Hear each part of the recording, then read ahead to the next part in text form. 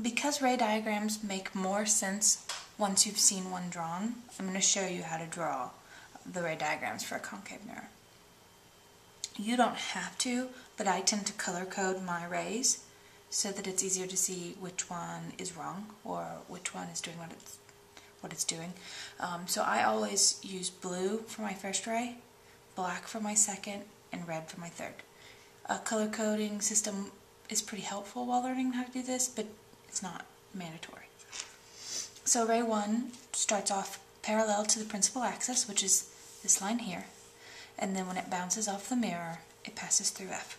Remember that the point of this is to see where all these light rays cross after reflecting. And you can use any straight edge you want. This arrow represents our object. It could be any symbol. I use arrow because it's an easy symbol to find in Microsoft Word. Make sure when you draw your arrows, your light rays, that you show what direction they're moving in. So that's ray 1. Ray 2 passes through F and then reflects parallel.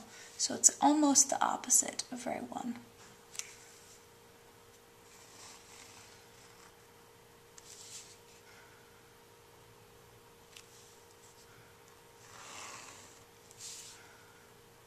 Now we can already see that these two rays are crossing right here, but we're always going to draw the third to check.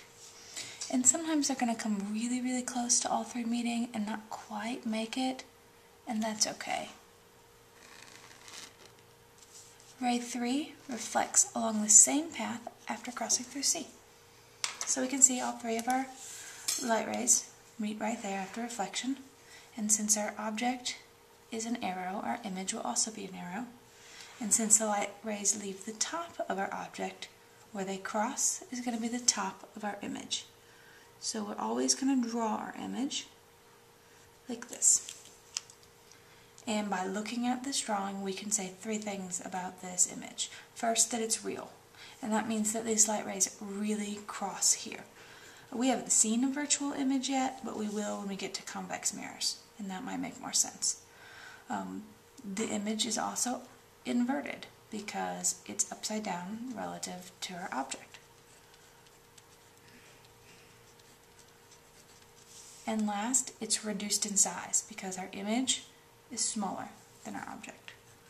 And I'm always going to ask you to tell me these three things: if it's real or virtual, upright or inverted, and reduced or magnified.